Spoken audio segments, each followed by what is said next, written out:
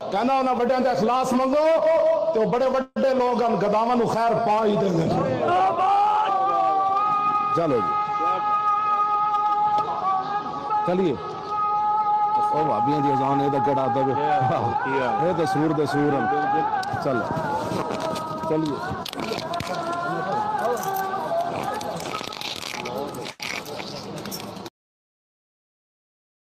बहुत से सवालों के जवाब मैं दे देता हूं मगर आपका लहजा सख्त है।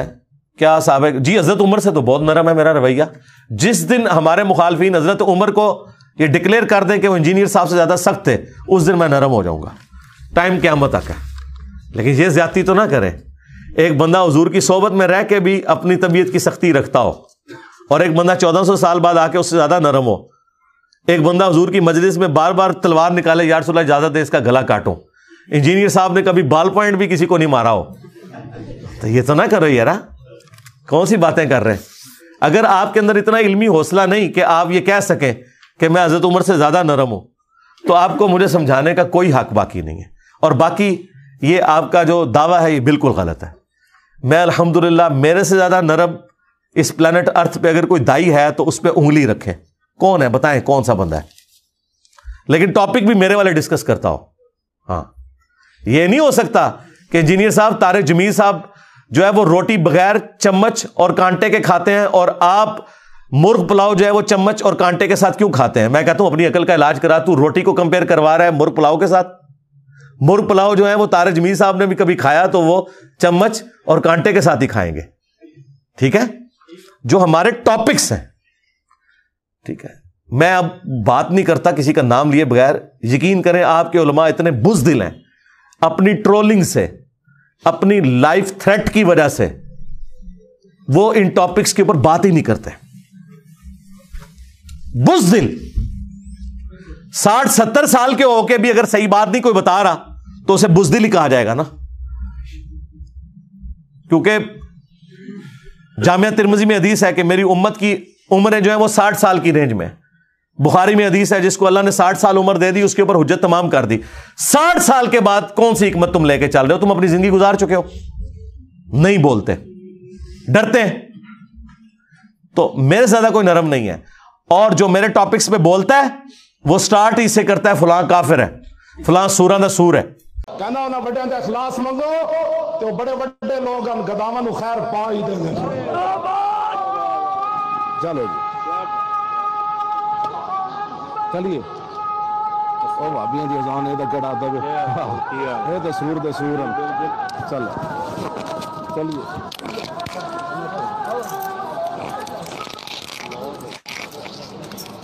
मैंने आज तक सूअर कहा है कभी? मैंने कहा कि वाबी सूअर है?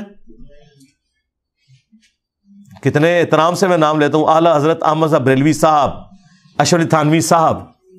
मेरा यह दावा है मुझसे ज्यादा नरम बंदा ही कोई नहीं है। अगर कोई है तो लेके आए। ये आपका दावा बिल्कुल गलत है, मैं सख्त हूं। मेरे से ज्यादा पोलाइट बंदा ही कोई नहीं है। लेकिन जिस टॉपिक पे मैं बोल रहा हूं उस टॉपिक के ऊपर कोई बोलता नहीं। और जो बोलता है वो फिर जनाब एक बार जड़ा ना आसमान फाड़ के रख छड़ता है, सीधा जन्नम ही पहुंचा के आंदा है। ठीक है, क्योंकि ये टॉपिक ही ऐसा है। जब आप इस हॉट सीट पे बैठते हैं तो आपको पता चलता है। अभी देखें तहरीक लब्बैक के एक भाई आए थे, उन्होंने मुझसे 30 सवालात किए। स्टार्ट ही उन्होंने कहा कि आए आपको जेलम जहन्नमी से मिलवाते हैं। आपने मेरे चेहरे के ऊपर कोई नागवारी देखी या पूरे उस इंटरव्यू में कहीं गुस्से का इजहार नजर आया? उन्होंने जितनी बातें की मैंने उसके इल्मी जवाब दिए।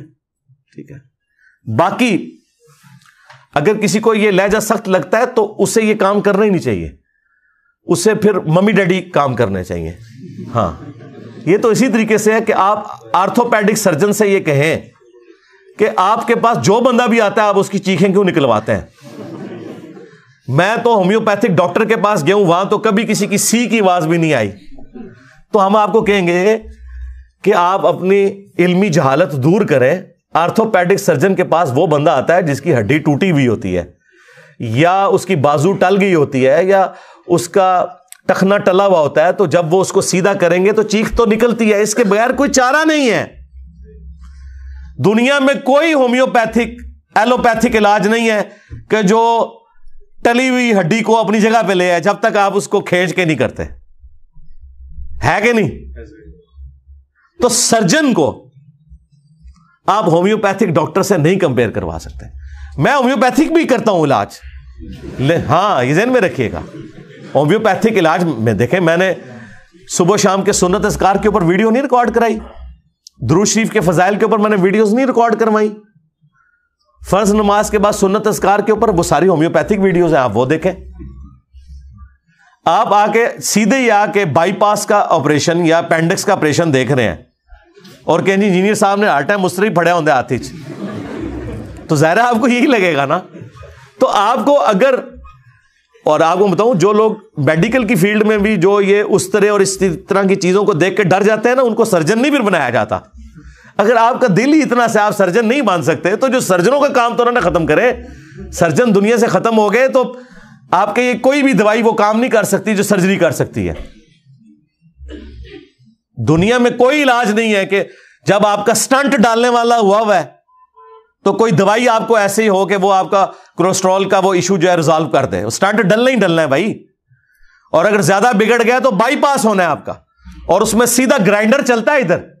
हाँ, ये छोटा ग्राइंडर चलाते हैं, कड़ कड़ करके ये सारा आपका सीने की सारी पसलियां तोड़ के यूं खोलते हैं, फिर दिल निकालते हैं और फिर ऑपरेशन करते हैं।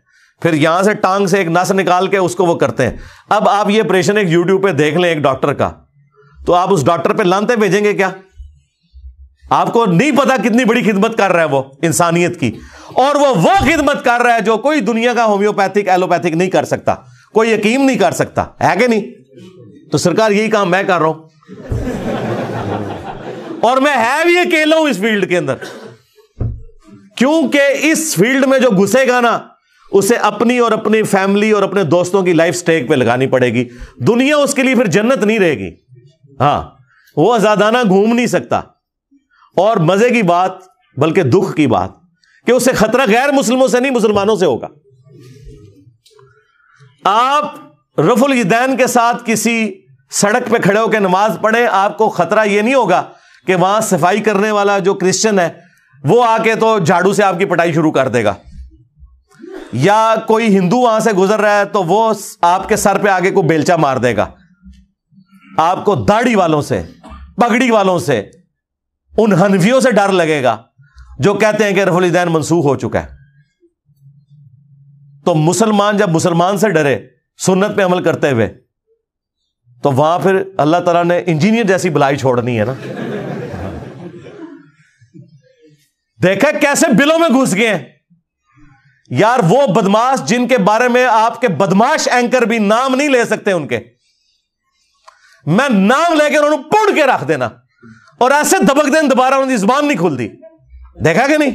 ये मजहबी दहशतगर्द जो आपके मुल्क के अंदर पाए जाते हैं, हर फिरके के अंदर, एक बयान मेरे बारे में देते हैं, मैं ला के आतिश पड़ा छड़ना, वड़ जाने, दोबारा निकलने नहीं अपनी खोड़ी चुबार, है ना? तो आया ना काबू में रहिए। और दूसरे लोग जो हैं वो दबे दबे अल्फाज में बात करेंगे, बाज तंजीमें, बाज लोग ऐसी तैसी नहीं थोड़ी,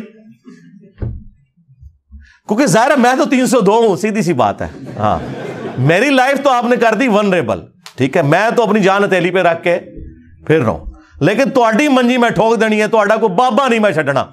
हाँ, जिन्ना बोलोगे मैं उन्ना तुहानू बेइज्जत करांगा। और मैंने देखे ये करने के बाद कल्चर ही बदल दिया है। कल तक जिन बुजुर्गों का लोग एहतराम करते थे जहालत की वजह से, वो बुजुर्ग इस काबिल नहीं थे, इवन अहले हदीस भी उनके नाम बड़े एहतराम से लेते थे। आज उन बुजुर्गों के नामों पे मीम्स बन रही हैं, और मीम्स कौन बना रहा है? उन बुजुर्गों की इबादत करने वाले जो बाबे थे ना, उनके अपने बच्चे रिवर्ट होके अपने बाबों की मीम्स बना रहे हैं। यह है जनाब तब्दीली दुनिया में। खान साहब तो तब्दीली नहीं ला सके, लेकिन असी जी तब्दीली लानी सी वो लिया छड़ी। पूरा मुसलमानों का कल्चर चेंज हो गया। लोग कहते हैं इंजीनियर साहब स्टूडेंट्स बनाए, कोई मदरसा खोलें जिसमें बंदे तैयार करें। सरकार बंदे तो तैयार इसलिए किए जाते हैं ताकि ये बंदे तैयार करके 100-150 साल में आप अपनी जनरेशन को ट्रांसफॉर्म कर दें दूसरी फॉर्म में। जब हमने इन 10 सालों के अंदर पूरी की पूरी उम्मत मुसलमान का किबला बगदाद शरीफ, देवबंद शरीफ, अजमेर शरीफ, बरेली शरीफ से हटा के مکے اور مدینے کی طرف کر دیا ہے روحانی قبلہ، تو آپ پیچھے کیا کام کرنے والا رہ گیا؟ مجھے بتائیں کون سا ایسا کام ہے جو کرنے والا رہ گیا؟ The damage has been done. ان کے فرقوں کے ساتھ جو ڈیمیج ہونا تھا وہ ہو چکا. اللہ کا شکر ہے. تو الحمدللہ میرے سے زیادہ خوش مزاج یار یہ میری میمز ایویں بنی ہوئی ہیں جو میری ویڈیوز لگی ہوئی ہیں. اگر میں سخت مزاج ہوں تو میرے کلپ ہی نہیں بیچ میں سے آپ کاٹ سکتے. ٹھیک ہے، مزاحیہ ویڈیوز بھی دیکھیں، اور وہ لطیفے نہیں گندے جو مولوی سناتے ہیں نا، اوریجنل واقعات اس پہ دیکھیں. سینکڑوں گھنٹوں کی میری ویڈیوز موجود ہیں جو میں نے واقعات سنائے ہیں. تو میں تو عام طبیعت میں بھی انتہائی مزاحیہ طبیعت کا مالک ہوں، یہ آپ ذہن میں رکھیں. لیکن اس ڈیکورم کا ایک تقاضا ہے.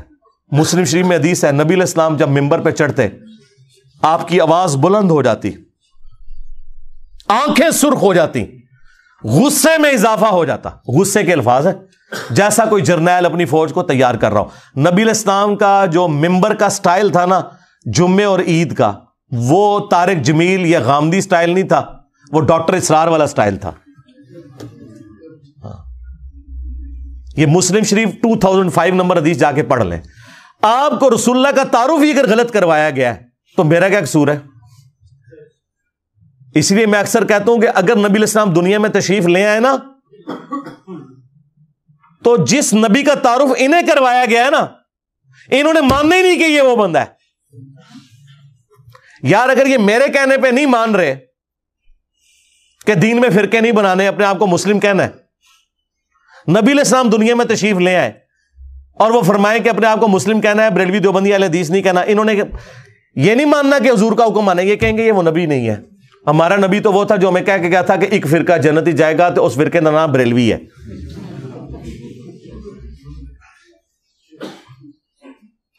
نبی تو یہ غیبی خبر دے کے گئے تھے کہ یہ گندگی ہو جائے گی، تم نے کرنی نہیں.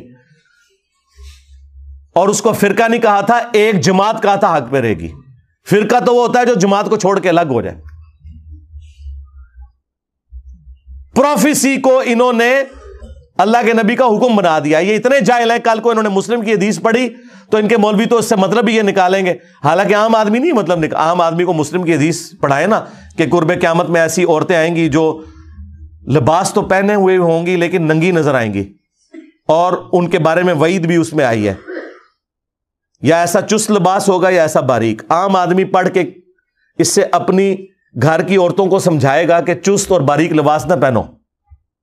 لیکن مجھے ڈر ہے کہ مولوی اس میں سے رزلٹ نکالے گا، اے تو حضور نے فرمایا سی ہوئے گا، کل تو میری زنانی بھی باریک لباس پائے گی.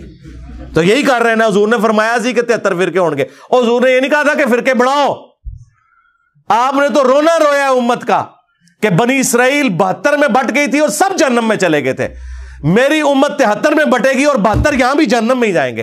اور جنمی کہہ کے گئے نے فرقے حضور، اور پھر میں ایک گروہ حق پہ رہے گا. بخاری مسلم میں آیا، اور امام بخاری نے اس پہ پتہ کیا باب باندھا ہے؟ ہوا اہل العلم، اس سے مراد اہل علم ہے. ایک گروہ، فرقے سارے جہنمی ہیں. وہ جو ایک ہے نا وہ فرقہ نہیں ہے. عربی میں فرق کہتے ہیں ٹوٹ کے الگ ہونے کو. درخت سے جب کوئی پتا ٹوٹتا ہے نا اسے کہا جاتا ہے یہ فرق ہو گیا. درخت فرقہ نہیں ہے. آپ پتا نہیں کہہ سکتا تو بھی ایک فرقہ میں بھی ایک فرقہ، ایسا نہیں ہوگا. تو اصل تھی نبی علیہ السلام، صحابہ اور اہل بیت. ان میں سے فرقے بننا شروع ہو گئے. بعد میں خوارج آ گئے، معتزلہ آ گئے، ناصبی آ گئے، رافضی آ گئے، اور کرتے کرتے اب تو 7100 فرقے بنے ہوئے ہیں. وہ اپنی اصل کو چھوڑ گئے. ہم نے اس اصل کی طرف جانا ہے. جس دین کا یہ حال ہو چکا ہو اس کے ماننے والوں کا کہ آپ اپنا تعارف ہی نہیں کروا سکتے کہ میں مسلمان ہوں. آپ کسی بریلوی کی مسجد میں جائیں نا اور آپ سے پوچھیں کہ آپ کس فرقے سے، آپ کے میرا کوئی فرقہ نہیں، میں مسلمان ہوں. آگے سے وہ کہے گا میں کافر ہوں.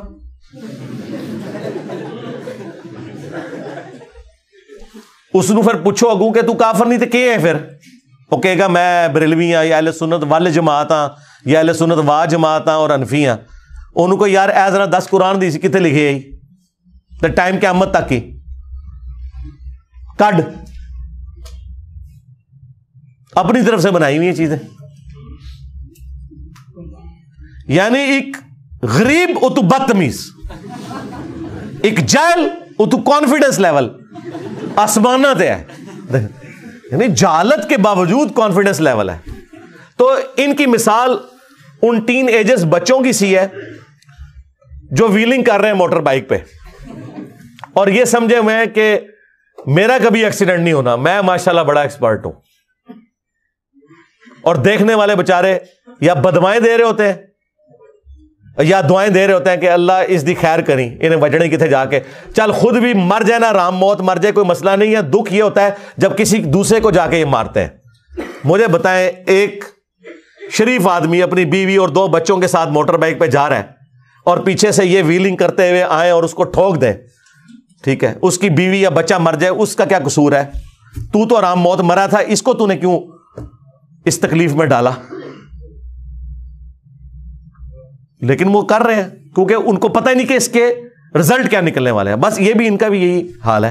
ہم لوگوں کو الحمدللہ اس لیے ایجوکیٹ کر رہے ہیں. اور پھر مثالیں دیتے ہیں, وہ کہتے ہیں جی انجینئر صاحب جو یہ کہتے ہیں نا سارے فرقے میرے خلاف ہو گئے ہیں, تو وہ غلام احمد قادیانی دجال بھی یہی پلی لیتا تھا. سرکار, غلام احمد قادیانی دجال یہ جو پلی لیتا تھا تو اس کے بعد وہ تمہیں کافر کہتا تھا. ہم تم سب کو مسلمان سمجھتے ہیں, بالکل 180 ڈگری ہے, اور اس سے بڑھ کر تم اس کی شیطانی اولاد ہو, تم ایک دوسرے کو کافر سمجھتے ہو. میرے ساتھ کیسے کمپیریزن کروا رہے ہو؟ اگر غلام احمد قادیانی دجال کے خلاف سارے فرقے ہو گئے تھے نا, تو غلام احمد قادیانی دجال ان سب کو کافر سمجھتا تھا. اگر تم لوگ میرے خلاف ہوئے, اور تم لوگ سے مراد تمہارے مولوٹے مولوی عوام تو تمہاری ساری ادھر آ گئی ہے, اسی لیے تو تمہاری روٹی روزی بند ہوگی. حالانکہ میں نے کسی کو نہیں کہا ان کی روٹی روزی بند کرو, لوگ خود ہی بند کر دیتے ہیں میرے کہنے پہ نہیں, میں کبھی نہیں کہتا کہ بند کرو. تو تم لوگ کٹھے ہوئے ہو نا, تو میں تمہیں اب بھی مسلمان سمجھتا ہوں, نمازیں تمہارے پیچھے پڑھتا ہوں, چندے تمہیں دیتا ہوں. تو کتنا بڑا ڈفرنس ہے. اور اس سے بڑھ کر قادیانی کے طریقے پہ تو تم لوگ ہو, تم ایک دوسرے کو کافر کہتے ہو. کہتے نہیں, کافر نہیں کہتے, ہم کہتے ہیں کہ ٹھیک ہے پھر لکھ کے دو, کوئی بڑا تمہارا لکھ کے دے کہ ہمارے سوا جتنے فرقے ہیں ان کے نام لکھے, اور یہ ساتھ لکھے کہ ان کے جو جو عقیدے ہیں انہی عقیدوں پہ اگر یہ مر گئے تو ایک نہ ایک دن جنت میں چلے جائیں گے. کوئی بریلوی دیوبندی اہل حدیث آپ کو لکھ کے نہیں دے گا. کیوں لکھ کے دے؟ ان کے بڑے اسلام سے ایک دوسرے کو نکال کے گئے ہوئے ہیں. احمد بریلوی صاحب نے احکام شریعت میں لکھا ہے کہ دیوبندی ہو, اہل حدیث ہو, قادیانی ہو, قادیانی کافروں کو بیچ میں شامل کیا, یا رافضی شیعہ ہو, نیچری ہو, یعنی یہ نیچر کے ماننے والے لوگ, یہ سب کے سب لوگ 1,00,000 دفعہ بھی اللہ کا نام لے ذبیحے کے اوپر, ذبیحہ مردار رہے گا, البتہ یہود و نصارہ کا ذبیحہ حلال ہے.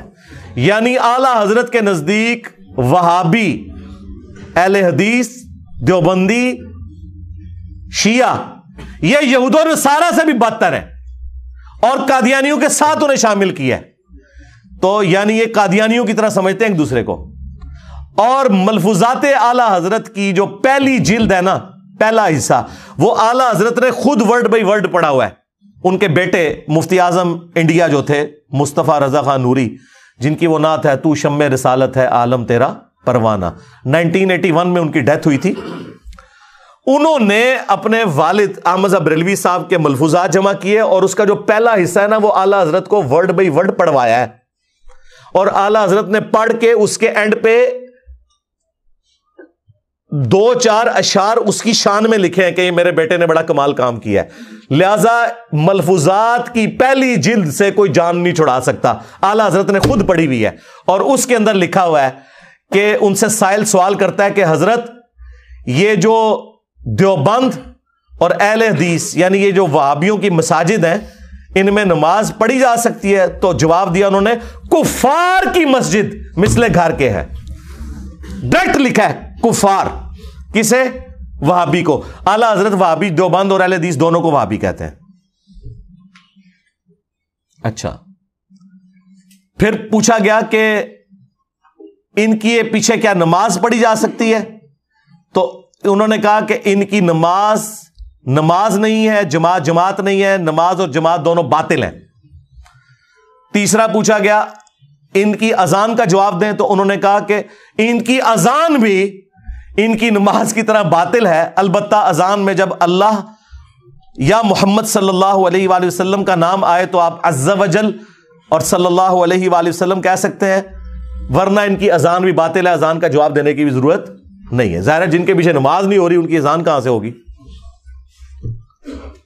تو مجھے بتائیں، آپ ایک دوسرے کو کافر کہہ کے گئے، اور پھر حسام الارمین میں تو انہوں نے کلیئر کٹ لکھا علماء دیوبند کو مخاطب کر کے سب یہ مرتد ہے، ان کے کفر میں شک کرنے والا بھی کافر، یعنی سارا فرقہ ہی کافر۔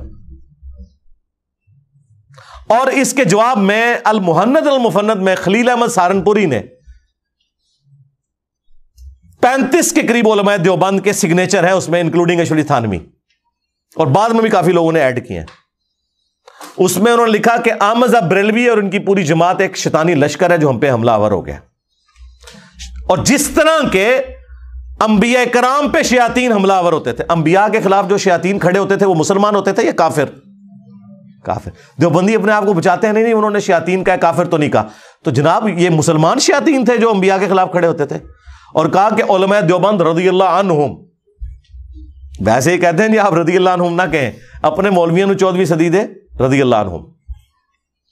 اور پھر المہند میں انہوں نے یہاں تک لکھا کہ محمد بن عبد الوہاب کی جو جماعت ہے یہ اہل حدیث وہابی، یہ خوارج ہے، آج ریالوں کے چکر میں ایک ہے، ایک دوسرے کو آپ اسلام سے نکال کے گئے ہوئے ہیں۔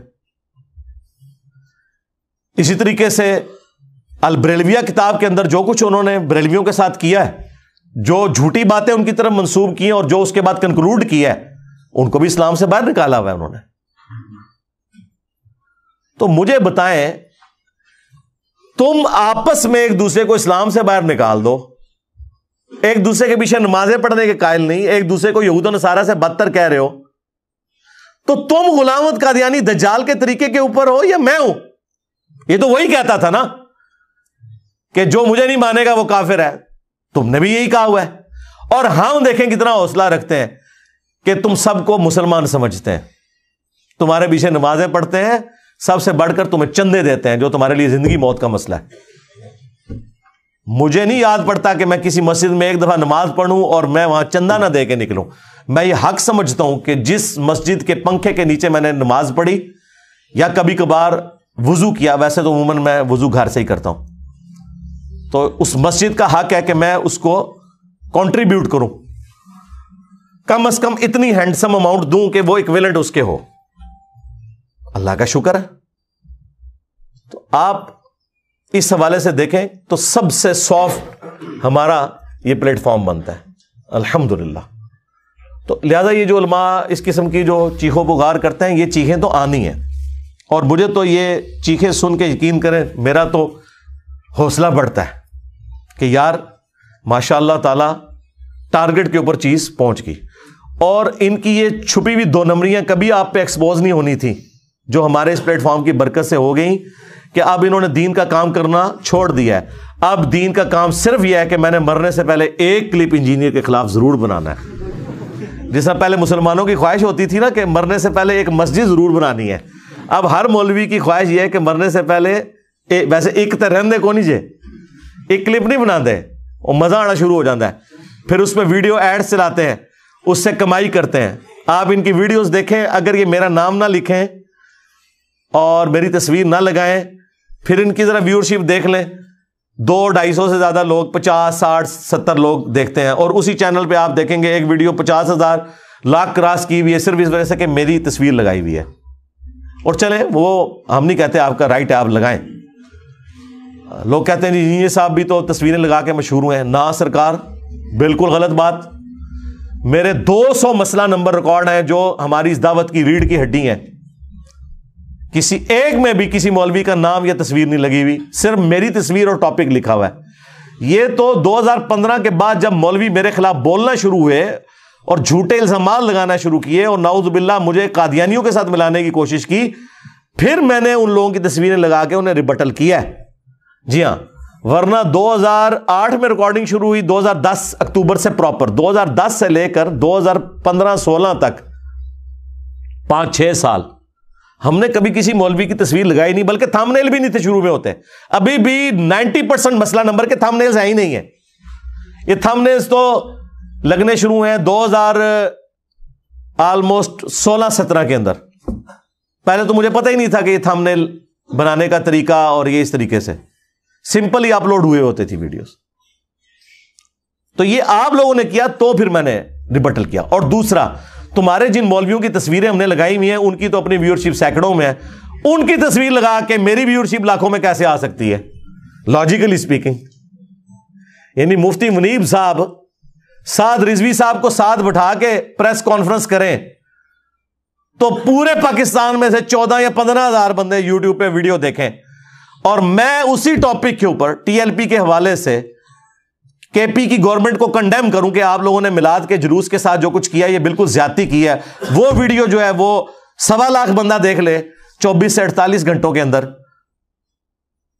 تو آپ یہ کہیں گے کہ میں نے سعد رضوی کی تصویر لگائی تو ویڈیو اوپر کی. سعد رضوی خود بیٹھ کے مفتی منیب جو پلانٹ ارتھ پہ سب سے بڑے بریلوی مفتی ہیں ان کے ساتھ بیٹھ کے ان کی تصویر لگا کے ویڈیو اپلوڈ کر رہا ہے اور پریس کانفرنس کر رہا ہے، وہ تو 14,000 بندہ دیکھ رہا ہے. تو لاجیکلی بھی ذرا آپ خود سوچیں. تو یہ سارے فرقوں کا آپس میں ایک ہونا، چلے آپ کی یہ خواہش میں نے پوری کر دی. آپ کہتے تھے نا اتحاد امت کروائیں انجینئر صاحب، اتنا بڑا اتحاد امت آپ نے دیکھا ہے کہ سب ایک دوسرے کو مفتی صاحب حضرت صاحب جو ایک دوسرے کو سلام کا جواب دینے کے قائل نہیں ہے، تو بہت بڑی بات ہے. تو چلے انڈائریکٹلی تو اتحاد امت ہو گیا. اور یہاں پہ اتحاد امت یہ ہوا ہے کہ سارے فرقوں کے لوگ اپنے صدیوں کی امپائرز کو چھوڑ کے اس شخص کے ساتھ جڑ گئے ہیں جس کی قبر مدینے میں ہے صلی اللہ علیہ وآلہ وسلم. میرے ساتھ نہیں، میری نہ کوئی چندہ بک، نہ کوئی مدرسہ، نہ کوئی مسجد، نہ کوئی اس طرح کا لینا دینا. تو لہٰذا ہمیں تو آپ کسی کے ساتھ کمپیئر ہی نہ کروائیں. ہمسا ہو تو سامنے آئے. ہاں سیدھی سی بات ہے. یہ مثالیں تو دیتے ہیں نا کہ جی انجینئر نے بھی ایک فرقہ کھڑا کر دیا. سرکار انجینئر کے فرقے کی مسجد ذرا کہاں ہے، ذرا ہمیں بھی دکھائیں. چندہ بک کدھر ہے، مدرسہ کدھر ہے؟ کوئی نہیں. یار فرقوں کی نشانیاں ہوتی ہیں نا، ایک نشانی بھی میرے اندر نہ پائی جاتی ہو، وہ تمام بری چیزیں جو کل تک تو بڑی اچھی تھیں اب میری وجہ سے بری لگنا شروع ہو گئی، چونکہ میں نے بتایا کہ یہ آپ لوگوں کا پیسہ بٹور کے اپنے اوپر لگا رہے ہیں. تو آج وہ کوئی ایک چیز بھی میرے اندر موجود نہ ہو، الٹا ہم آپ کے پیچھے نمازیں پڑھیں، آپ کو چندے دیں، پھر ہمیں کس طرح فرقہ کہیں گے آپ؟ ہم لوگوں کو قرآن و سنت کے ساتھ جوڑیں، آپ لوگ اپنے بزرگوں کی کتابوں کے ساتھ جوڑیں. تو یہ میں وقتاً فوقتاً اس لیے باتیں ریپیٹ کرتا ہوں تاکہ ہمارے جو اسٹوڈنٹس ہیں نا ان کو اپنا ویژن بالکل کلیئر ہونا چاہیے. ان کے اوپر ٹائم ضائع کرنے کی ضرورت نہیں. عام عوام ماشاءاللہ اتنی کروڑوں میں ہے جو بات سننے کے لیے تیار ہے، خصوصاً جو باہر کے ملکوں میں لوگ بیٹھے ہوئے ہیں نا، وہ تو یقین کریں پاکستان کے علماء اور ان کے فرقوں کو اتنی حقارت کی نظر سے دیکھتے ہیں کہ آپ کی سوچ ہے.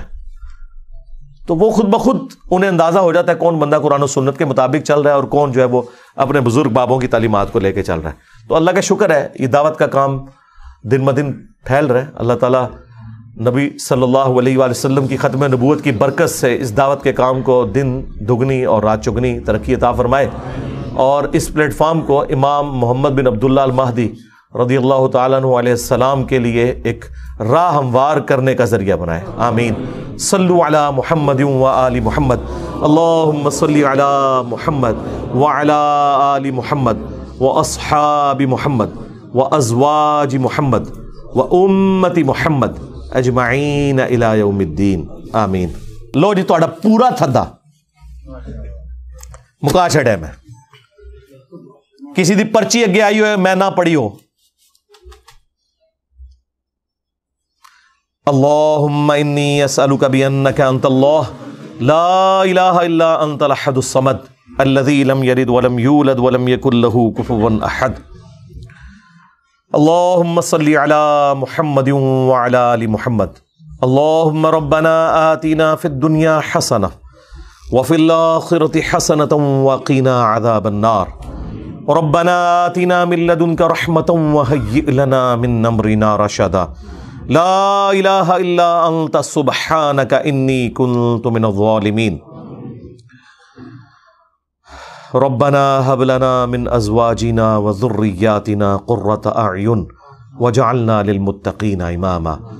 اللہم اغفر لحینا ومیتنا وشاہدنا وغائبنا وصغیرنا وکبیرنا وذکرنا وانثانا اللہم من احییتہ منا فاحیہ علی الاسلام ومن توفیتہ منا فتوفہ علی الایمان۔ اے اللہ ہماری، ہمارے ماں باپ کی، ہمارے بیوی بچوں کی، پوری امت کی مغفرت فرما۔ اے اللہ جن جن بھلائیوں کا سوال تیرے محبوب صلی اللہ علیہ وآلہ وسلم نے تجھ سے کیا، ہمارے حق میں، ہمارے ماں باپ کے حق میں، بیوی بچوں کے حق میں، پوری امت کے حق میں قبول و منظور فرما۔ جن جن چیزوں کے شر سے تیرے محبوب علیہ السلام نے تیری پناہ طلب کی، تمام مسلمانوں کو ان چیزوں کے شر سے اپنی پناہ عطا فرما۔ اے اللہ حاضرین کے دلوں میں جو جو نیک اور جائز دعائیں ہیں قبول فرما۔ حاضرین کے جو چھوٹے بڑے رشتہ دار بیمار ہیں شفا عطا فرما، جو فوت ہو چکے ان کی مغفرت فرما۔ اے اللہ تمام دنیا کے مسلمانوں کی تمام دینی دنیاوی جسمانی روحانی ظاہری باطنی پریشانیاں تکلیف مصیبتیں دکھ بیماریاں دشواریاں دور فرما۔ بالخصوص اے اللہ کشمیر میں، انڈیا میں، فلسطین میں، چائنا میں، یمن میں، عراق میں، شام میں، پاکستان میں، افغانستان میں، جہاں کہیں مسلمان کس پرسی کی زندگی گزار رہے ہیں، غیب سے ان کی عزت آبرو جان و مال کی حفاظت فرما۔ اے اللہ ہمارے ملک پاکستان کی خیر فرما، پورے عالم اسلام کی خیر فرما، اندرونی اور بیرونی خطرات سے محفوظ فرما۔ سبحان ربک رب العزت عما یصفون وسلام علی المرسلین والحمد للہ رب العالمین وصلی اللہ علی النبی الکریم وعلی آلہ وصحابہ اجمعین الی یوم الدین۔